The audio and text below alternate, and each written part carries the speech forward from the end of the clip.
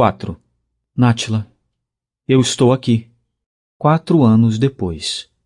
20 soldados do poderoso exército de Cosmos, altos, musculosos, com expressão compenetrada, montados em valentes cavalos, galopavam vigorosamente, ferindo a terra seca e deixando um rastro de poeira. À frente do grupo, um jovem com uma imponente veste militar e um elmo montava com segurança o mais belo dos animais, um enorme cavalo negro, que parecia uma fera indomável. Era o príncipe Lexus. Ele era acompanhado por Terrívios e Demétrios, fiéis conselheiros do rei, e Cômodos, um terceiro conselheiro, não tão agressivo quanto os dois, e que na frente deles não tinha voz ativa. De repente o grupo olhou para o horizonte e diminuiu a velocidade até parar. O cavalo de Lexus, inquieto, marchou ao redor de si mesmo. Relinchava. Os homens procuravam um indivíduo que, pela atenção dos soldados, parecia ser um perigoso criminoso. Onde estará ele? Perguntou Demétrios, irritado. O rei terá um ataque de ira se não o encontrarmos, afirmou Terrívios. Ele merece uma punição exemplar, comentou o príncipe, que em seguida pôs-se a galopar pela estrada em direção a uma vila. A comitiva passava por imensos campos de trigo. Ao fundo havia vales e montanhas. Era uma paisagem paradisíaca. No entanto, ninguém do grupo a notava. Os ruídos emocionais de cada um os impedia de se encontrar na beleza do mundo exterior. Enquanto isso, a 3 quilômetros dali, no belíssimo Vale das Flores, alguns camponeses adolescentes, pobres, sem perspectivas, procuravam esquecer as angústias da vida, divertindo-se debaixo de uma enorme figueira. O ano havia sido especialmente pesado para eles, quente e seco. Os céus não choraram como de costume para alegrar e fortalecer as plantas. Os grãos não cresceram como sempre. Seus pais travavam grandes batalhas para sobreviver. A fome e a miséria viviam no encalço de suas famílias, que além de dependerem de boas colheitas, ainda tinham de entregar boa parte do que conseguiam aos celeiros do rei. Os jovens haviam nascido camponeses e morreriam camponeses. Seu destino fora traçado em seu nascimento. Jamais seriam membros da corte, mercadores, donos de terra. Pareciam livres, porém eram aprisionados com algemas invisíveis, e como milhões de jovens do reino, aceitavam esse cárcere, conformavam-se com seu destino.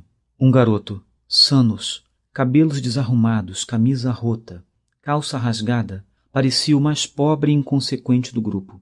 Atrevido, tentava cativar uma garota bela, inteligente, ousada, mas que tinha um ar de tristeza. Nátila. Alguns encontros atrás, ela já o havia beijado suavemente. No entanto, nutria um sentimento conflitante por ele.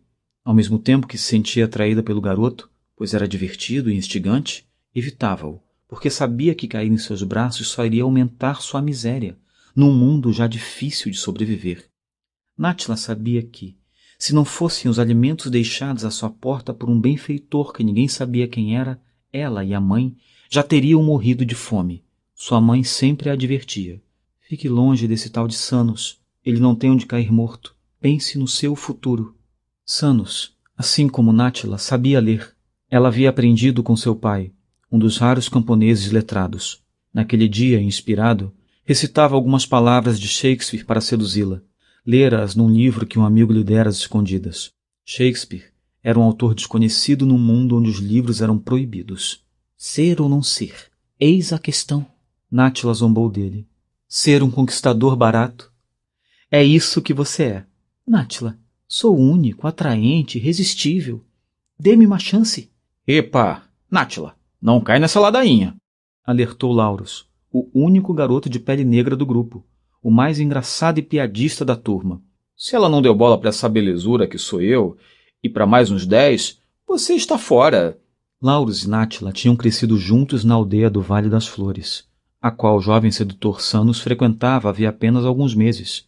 Ousado, o forasteiro não se importou com a advertência de Laurus. De pé, continuou fazendo gestos tresloucados para conquistá-la. Pega leve, Laurus, pediu o conquistador. Com essa conversa mole você não conquista nem uma mula velha, disse Laurus. Sanos, me esquece, falou a jovem sem meias palavras.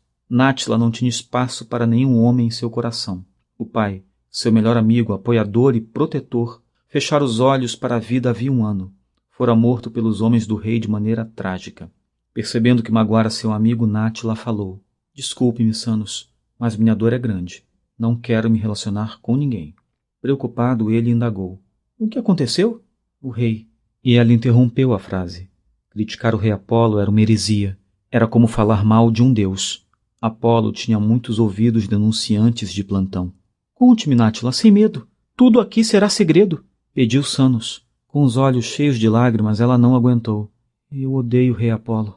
Meu pai, meu grande amigo, não conseguiu pagar os impostos. E colocou as mãos sobre o rosto para que não a vissem chorar. Tinha outros segredos para contar, mas não conseguiu. Completou angustiada. Mataram-no. Tocar nesse assunto era como ter uma espada penetrando em sua emoção, e ao mesmo tempo correr o risco de ser perseguida. Sanos ficou comovido. A angústia dela parecia gritar por meio do silêncio. Afetivo, ele parecia ouvir o inaudível, o que as palavras não revelavam. Profundamente tocado, o inteligente e criativo garoto libertou sua imaginação e improvisou uma melodia para aliviar sua amada. Não sabia que muito em breve essa canção descreveria as terríveis perdas que ele próprio sofreria. Sei que você chora, mas não vejo suas lágrimas. Sei que não sorri, mas não vejo sua dor. Meu amor, muitos a maltrataram, mas não desista dos seus sonhos. Quando o mundo desabar sobre você, não se esqueça, eu estou aqui. Se faltarem motivos para viver, não se esqueça, eu estou aqui. Dou-lhe minhas mãos para que se apoie e meus ombros para que chore. Não tenha medo, meu amor, eu estou aqui.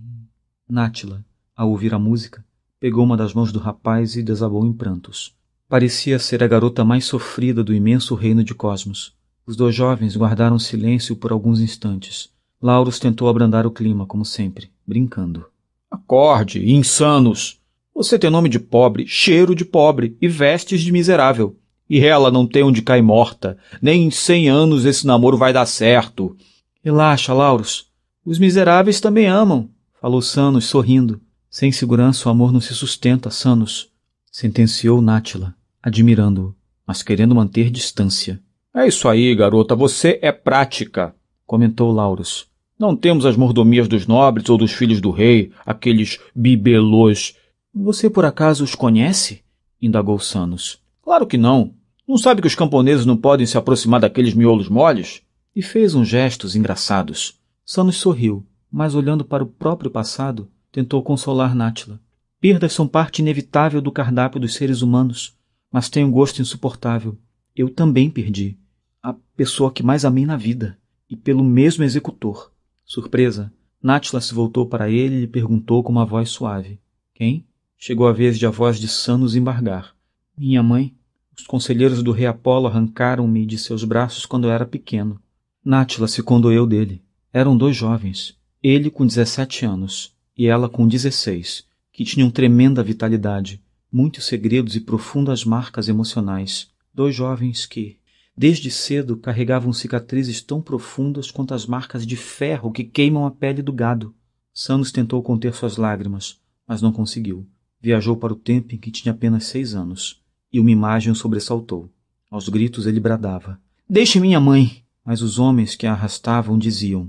Ela é uma traidora. Você nunca mais a verá. Ele se debatia e gritava. Mamãe, não me deixe! Atrás da porta, seu pai consentia aquela atrocidade, embora estivesse com os olhos umedecidos.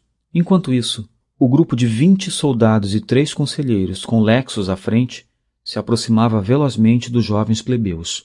Sanos, Nátila e Laurus estavam tão distraídos em sua conversa que não perceberam a presença da cavalaria do rei ao longe, nem a movimentação dos trabalhadores do campo, que entravam rapidamente em suas casas. Os pais dos garotos, preocupados, advertiram-nos aos brados. Entrem, garotos, entrem! Ordenou o pai de Laurus, que parecia perceber algo errado no ar. A 80 metros de distância, o grupo de soldados parou e observou os jovens camponeses. Que preguiçosos! Brincando a essa hora? Falou Demétrios do alto do seu cavalo baio. Deviam estar com as mãos no arado, comentou Lexos. Talvez tenham tirado um dia de folga, observou Cômodos. Você sabe muito bem, Cômodos, que no reino de Cosmos, meninos e meninas acima de 12 anos já estão mais do que aptos para a lida diária no campo. Não há espaço para descanso, advertiu Terrívios categoricamente. Então, Lexos deu ordens para os soldados galoparem em direção aos jovens preguiçosos para diverti-los. Ele e os conselheiros ficaram assistindo a cena de longe. Nátila! Nátila! Depressa! Gritou desesperadamente a mãe da menina. Os garotos, finalmente ouvindo os gritos dos pais e percebendo os cavalos, se assustaram. Vejam, disse Laurus apavorado.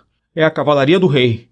Estão procurando algum criminoso, só pode ser. Fiquem calmos. Nada vai acontecer a vocês, afirmou Sanos. Apesar das palavras, o tom de sua voz demonstrava nervosismo. Calmos! Gritou Laurus, já em posição de fuga. Ele e Nátila bateram em retirada rapidamente, porém Sanos permaneceu onde estava, esperando a aproximação da cavalaria. Às gargalhadas, alguns soldados diziam uns para os outros. Correm como lebres. Alguns soldados passaram por Sanos e galoparam atrás dos garotos que fugiam. Laurus tropeçou numa pedra e caiu, ferindo o rosto que começou a sangrar. Os soldados gargalharam ainda mais. Destemidamente, Sanos tentou evitar que seus amigos sofressem. Parem! Não façam isso! Parem! Os amigos não entenderam por que fazia isso. Parecia querer morrer. Ele é louco?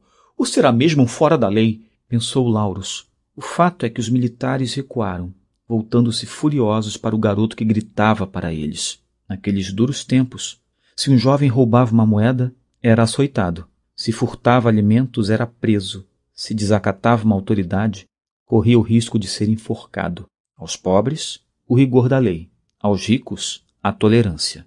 A justiça era injusta.